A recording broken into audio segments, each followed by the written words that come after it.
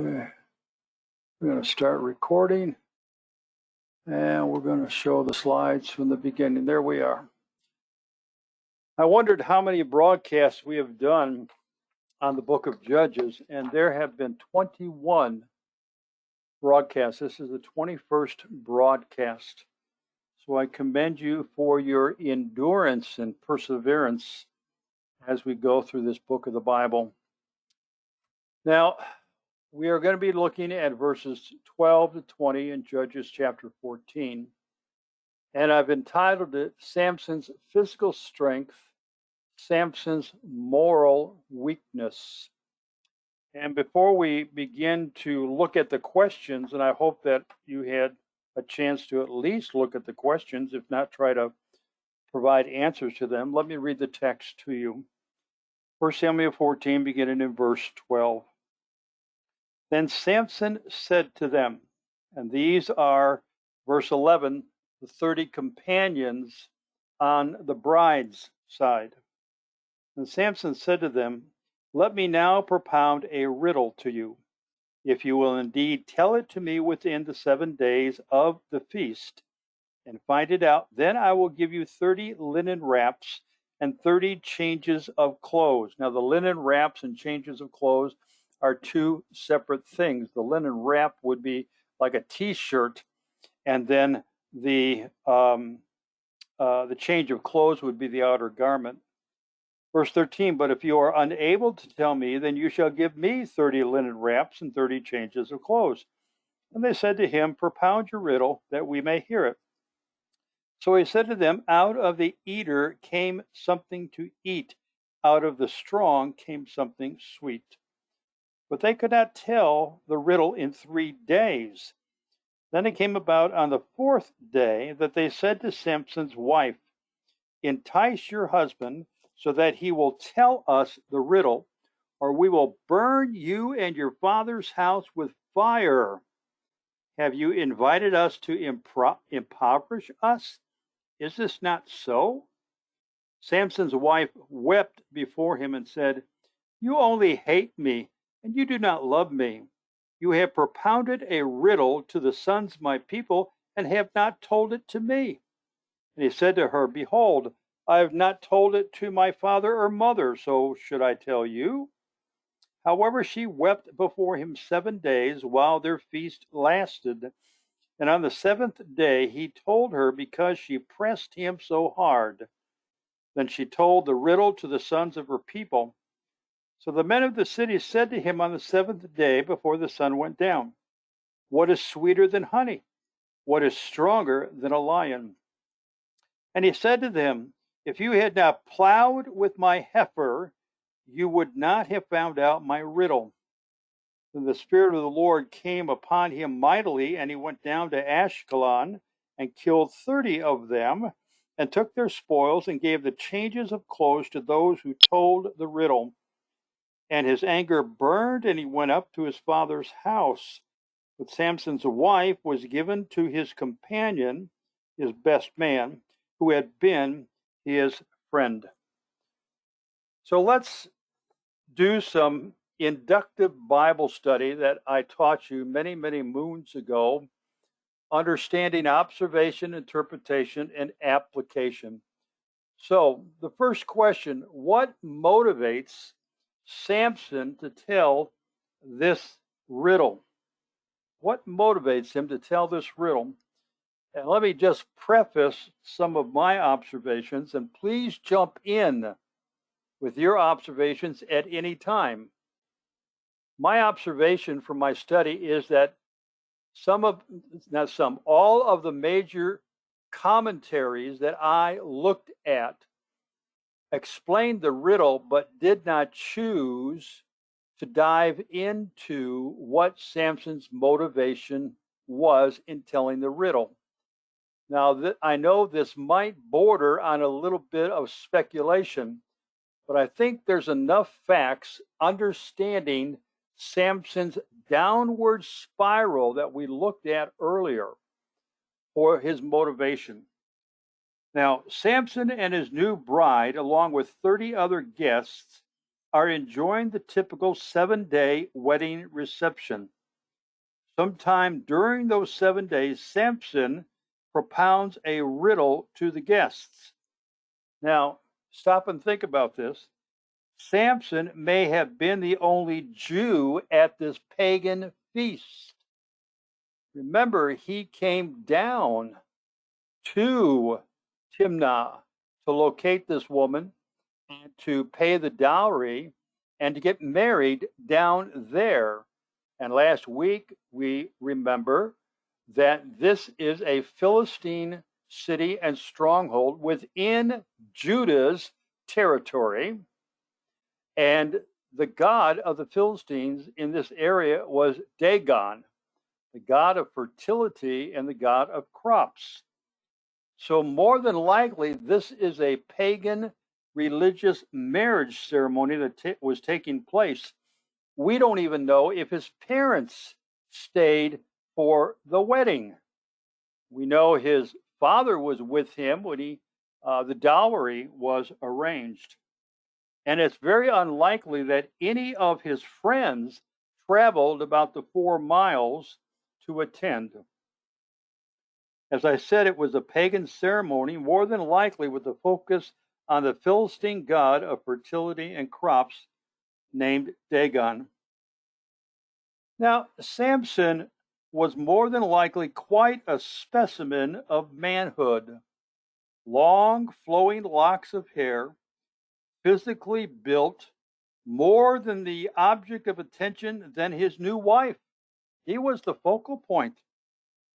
Now, Samson is a Jew under Philistine domination. The Philistines are in control of Judah and, in particular, the city that he came from. Yet, in such a short time, he was able to secure favor to marry a daughter of the Philistines. Now, by telling this riddle, is he still trying to assert his presence as a least among equals or superior to them? In other words, is Samson trying to put himself out there saying, I'm just as good as you are, or in fact, I have a riddle that I don't believe that you can solve, which will make me superior to you? His exploits with the lion, I believe, fed his ego. Now he's playing a game of chess, maneuvering himself into a favorable position, perhaps for influence. Now I suggest that Samson appeals to their pride by offering a reward if they can answer it within 7 days from the time that the riddle is given. I believe you see one proud person using pride to appeal to others' pride in an act of establishing superiority. I also find it interesting, as I mentioned to you at the start of this, that no commentators were willing to examine or speculate even about his motivation. So, what motivates these men now to approach Samson's bride the way they did? They approached her very threatening, didn't they? It says, after the 3rd day of the 7, these men were unable to solve the riddle. Now, were they familiar with lions? Of course they were. Samson killed the lion outside of Timnah near the vineyard, so they knew about lions. They probably suspected that if they inquired any further from Samson, they would be searching for additional hints, which would be futile. Now, because Samson's new bride is of their lineage, they threaten her with bodily harm if she does not help to discover the answer to the riddle. And you need to make a note of that, because we're going to come back in a little bit and take a look at her downward spiral and see, unfortunately, the union of Samson and her downward spiral that took place. They also wanted to avoid the remuneration if they could not solve the riddle, because they said in verse 15, have you invited us to impoverish us? Have you invited us to this wedding feast to see us go broke? Isn't this so? You're trying to embarrass us. You're embarrassing us by marrying somebody outside of our pagan faith. And now you're trying to embarrass us by allowing him to tell a riddle and put out a reward. You're putting us in a bad light. Do you, Pastor? Yeah. Do you think that also, now that she's married somebody outside of their pagan circle, that she is now not really seen as an equal to them because she's now married what they would consider beneath her, or so that's why they were also able to figure they could threaten her? That's a very, very good question. That could be a possibility. I see it more as not shunning her because she married outside of their pagan religious faith. I see it as a tool of manipulation. And I'll tell you now, one of her downward spiral is she is more committed to family than she is to her husband. And so these men appeal to that. You're one of us. You need to stay with us. We'll tolerate Samson, but you have put us in a bad light, and you need to find out what the answer is, because if you don't, we are going to be flat out broken. So they appeal to national and familiar ties. Does that make sense? Yep. Okay. Good question. Now, in their mind, family ties are stronger than the marriage bond, especially if it is not the same nationality. Now, beloved, you can see this in cross-cultural marriages in the 21st century, especially in certain ethnic groups. The family patriarch or matriarch, and I hope you understand the difference. The patriarch is the father is still living. The matriarch is the father is not present or living, and the mother is running the roost. And you can see this in many nationalities, to where a son or daughter will get married, but then their lives are still dictated by the family clan. That's why it says in Genesis, a man shall leave his father and mother and cleave to his wife. Now you might say, okay, the wife doesn't have to do that. No, don't misinterpret the scriptures there. Even though it says man, the implication is also for the wife. The wife needs to leave her family and cling to her husband. The marriage sets up a new entity. And so you have in-laws and you have outlaws and you have this new entity of a husband and wife. But you do not see this here with Samson's wife.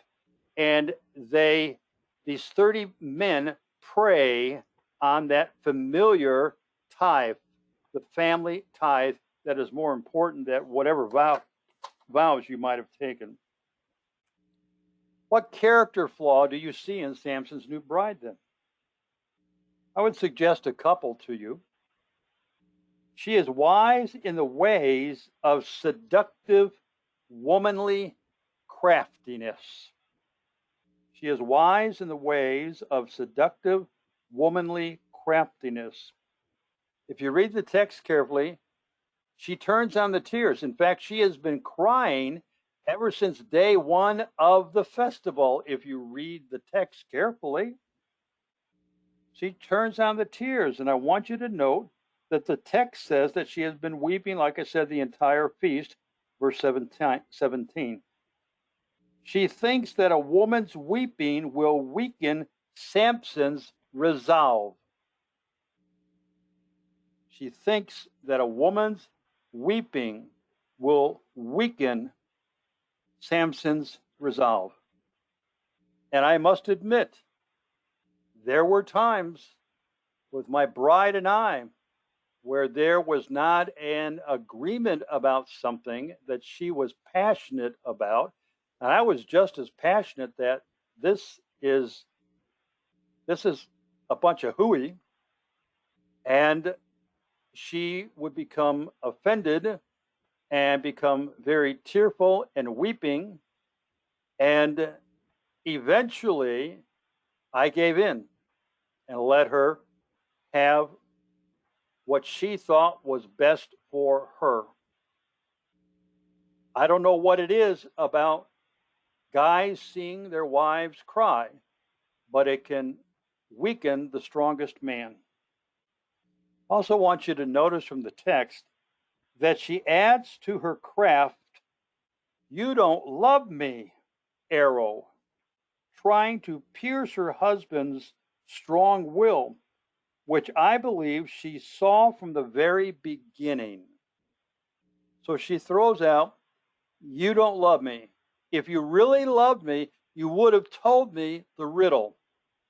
Do you think that is really the issue with this woman, that she didn't know the riddle? I find that impossible, because we are at the wedding festival, the wedding feast, and unless it was guys only here and gals over there, and she did not hear the riddle directly, she must have heard through the grapevine what her new husband had just done. So it's not a matter of "you did not tell me." The issue is you didn't tell me the answer to the riddle. And he didn't tell the answer to the riddle even to his own parents. And we see his continual disrespect for his parental authority, because remember, when he killed the lion, he did not tell his mother and father about what he did. Now she works the self-pity dial up to 10 by comparing Samson's callousness of telling her people the riddle, but not to her. Again, as I mentioned, this is misinformation. Surely she would have been aware of the riddle either firsthand or sometime during these days of festivity. She heard it from the bridesmaid or other guests. "Hey, did you hear what your husband did?" Now, I want you to notice how she reinforces the family ties over her marriage, because she says this twice, that "you have told it to the sons of my people." So she is still emotionally, mentally tied to her quote unquote people, to her nationality that she has put above her relationship to her husband. Now, I need to add a caveat here. She probably does, I got to be careful, she probably doesn't know any better. She's got a conscience. We got to remember this has been a pagan ceremony. This was not conducted by a Jewish priest that, remember, we talked about that this morning. It was done by a pagan priest in the temple of Dagon. So this has no spiritual value whatsoever. Samson finally relents and tells the answer. And what does she do? Immediately turns and tells the men who threatened her. And in some senses, she is fearful of her life and her relatives, because they said that they would, how did they put it? Burn her house down. Burn her house down. Now, last week we noticed the downward spiral of Samson. Remember that? I want to suggest to you the downward spiral of his wife. And it's interesting, we don't know her name. All we know is Mrs. Samson. What's the downward spiral? Let me give you 4 things. She is more loyal to her family than her husband. If a wife or a husband is approached by his or her family to do something that is sinful and divisive or divisive in the marital relationship, that man or woman needs to lovingly tell that family member, I cannot do that. I refuse to do that. Because in a marriage relationship, there must be, like in the church itself, working at the bond of unity in the spirit of peace. And if there is any place where it should and must take place, it's within the marital relationship. So she's more loyal to her family than her husband. She uses tears to manipulate. She's a manipulator. She uses the self-pity card. So she manipulates physically with her tears. She manipulates with words. You don't love me. And then she was relentless. Now, where did I get that at? Verse 17. However, she wept before him 7 days while their feast lasted. And on the seventh day, he told her because she pressed him so hard. The idea means to keep the pressure on. A constant barrage. A place that puts Samson in such a hard and a straight position where he finally, maybe to get her off his back, I'm not quite sure, but tells her the answer to the riddle. Now, how many times have we read the Spirit of the Lord came upon him and his following actions are ungodly? And how should we understand this spiritual union? The first time we see the Spirit of the Lord coming upon Samson is in verse 6, when he tears that lion apart like a goat. That sets up the opportunity that he seizes upon to violate his Nazarene vow, besides disrespecting authority by not communicating with mom and dad about what he had done. Here we see in verse 19 that the Spirit of the Lord came upon him mightily. And what does he do? He went down to Ashkelon and he killed 30 men, took their garments, and gave it to the 30 at the wedding reception. Now, the Spirit of the Lord, verse 19, came upon him, and he went down to Ashkelon and murdered 30 men, taking their raiment, and given it to those who had solved the riddle. Now, I want you to note that none of this would have occurred had Samson heeded his parents' counsel about wanting this woman in particular. Because even his own parents said, is there not someone among our own relatives or among our tribe that you can marry? And his response was quite short and simple.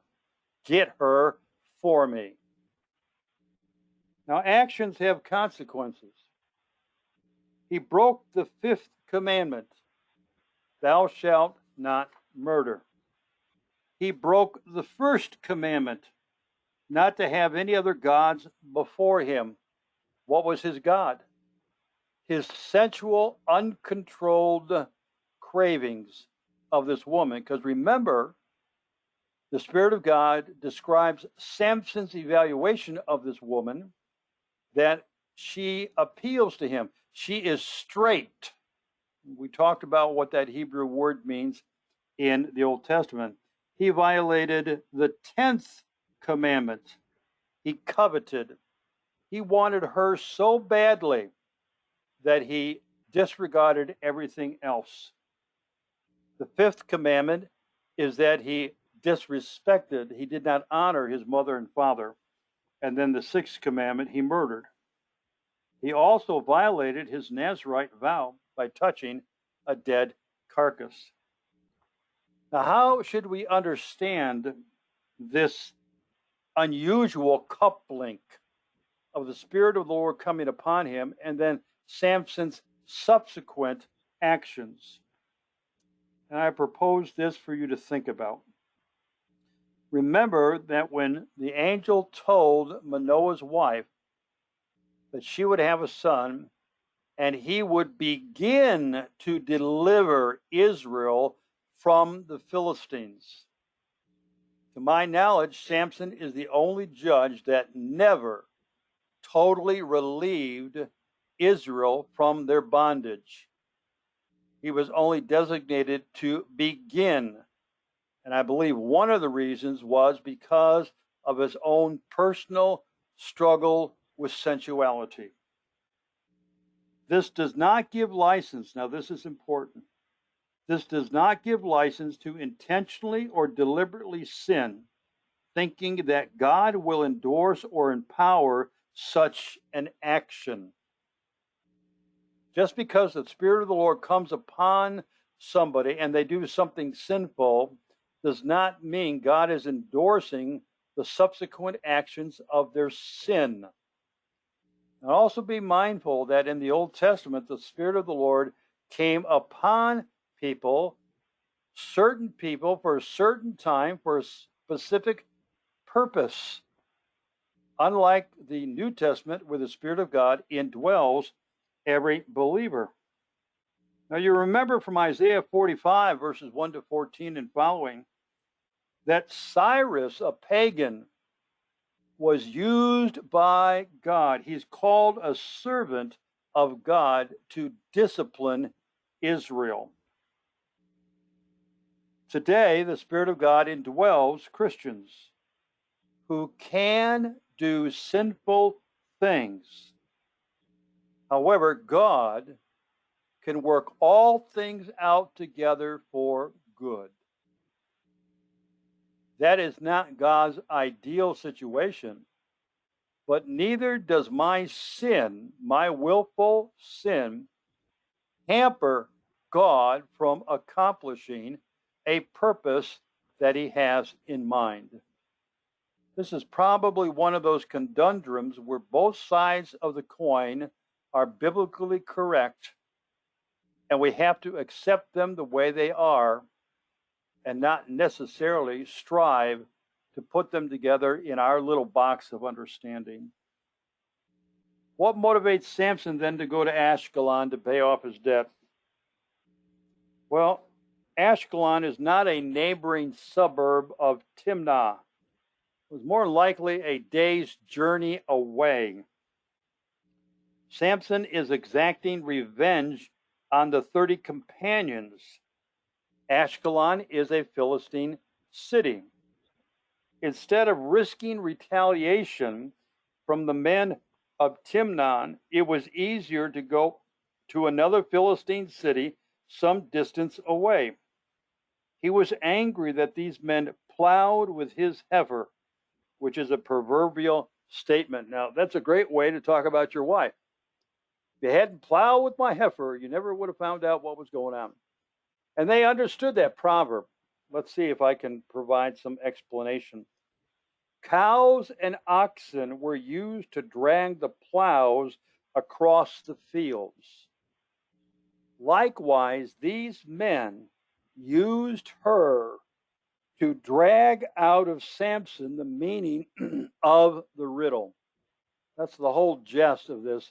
You plowed with my heifer. Now, what motivates Samson to return home instead of going back to his bride? His pride is deflated. He returns to a place of refuge and comfort. He's very angry, and if he had returned to his wife, he might have lost control and caused irreversible damage. Because he returned home to his parents' house, his wife was given to his best man. That's what it says in verse 20. Now, this dawned on me as I was preparing this. Samson is not only a murderer, he is a divorcee. because when he returned home, his marriage was dissolved according to their standards, and his wife was given to his companion or his best man. And when he comes back to get her, his father will tell him in the next chapter what he did, and that sets Samson off into another angry tirade. The thing that we should probably remember here is this: Samson's life is ruled by his sensual sexual addiction. When he does not get what he wants, he resorts to anger and brutal force. Now, we can expand that. When someone is ruled by an addiction, some type of sinful behavior, and they don't get what they want, they will resort to other sinful practices to get what they want. It may be anger, it may be force, it could be a variety of different things. The heart of the matter is idolatry.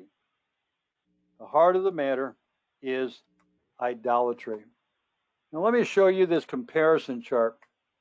Samson, that we looked at last week, he wanders outside of authority, away from authority, becomes deceived by comparing two opposites.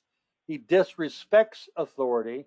He demands his own selfish way. He chooses to ignore the spiritual differences. He violates his Nazirite vow. He hides important information from his mother. Samson is far from God.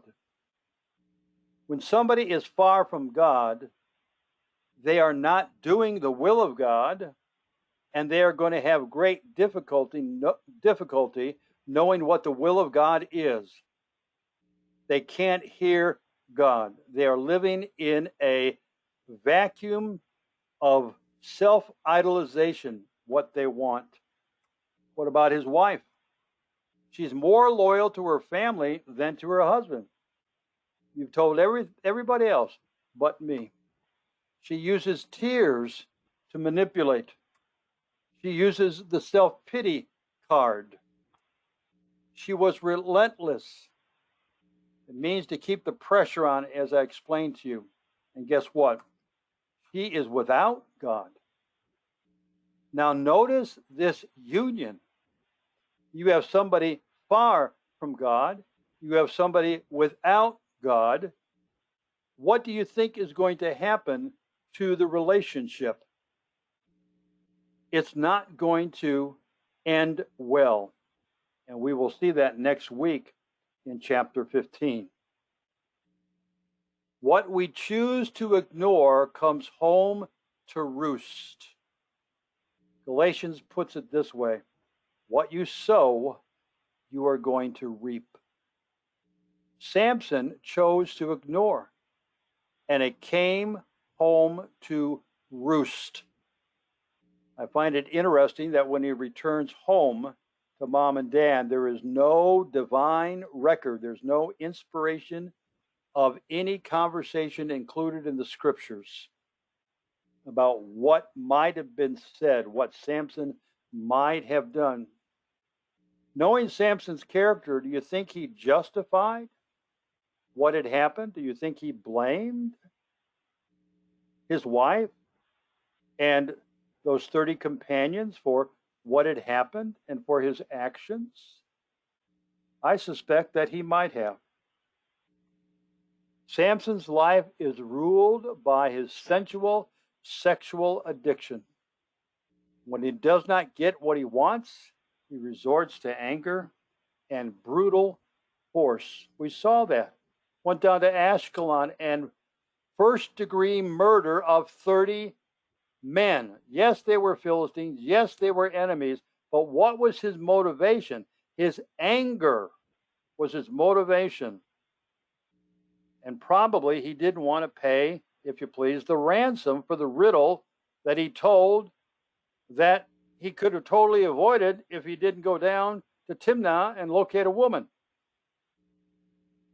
Next week, we are going to take a look at Samson's anger and see how it grows. And we will see what he does in chapter 15. All right. Questions or comments that you might have or thoughts? I have some comments. Hello, Miss Sherry. Go ahead. I find it interesting in the beginning that Samson creates a riddle out of a personal exploit that nobody but Samson would know anything about. Okay.